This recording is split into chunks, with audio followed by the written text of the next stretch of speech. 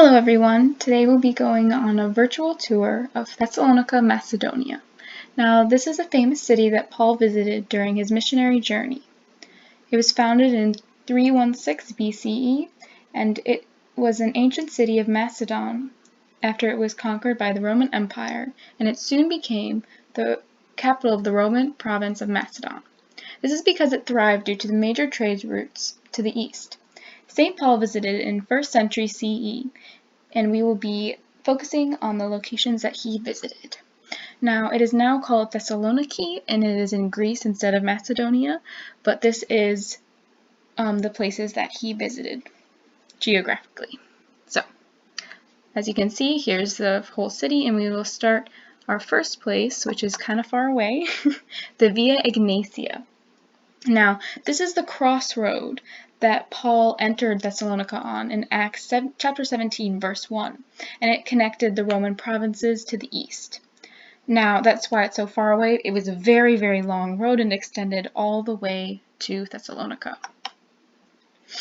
Our next stop will be Agios Dimitrios in Thessalonica, and it is a church that St. Paul preached at. It's now the Church of St. Demetrios, but people believed and scholars believe that St. Paul preached there.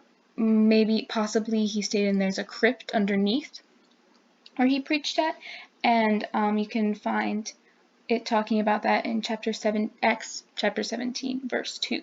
Now, the next place is pretty close by. It is called the Roman Agora of Thessaloniki.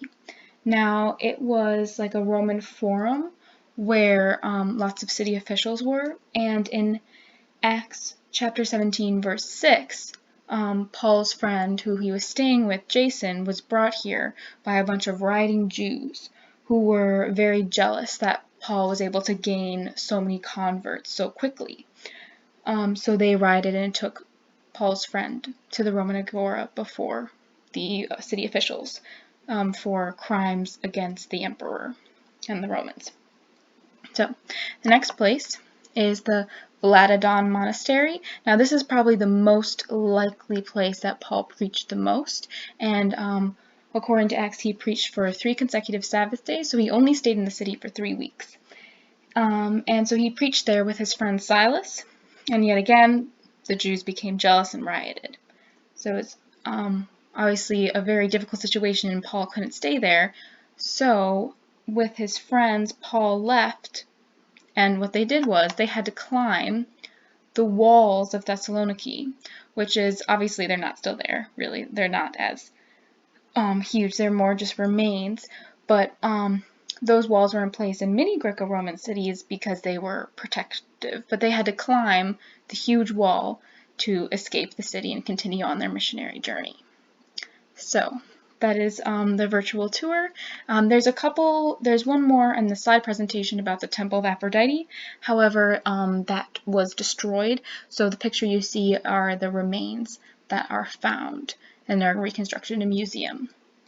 But yeah, that was a very popular place, and that we'll get into that later when we talk about the cults. But I hope you enjoyed the tour.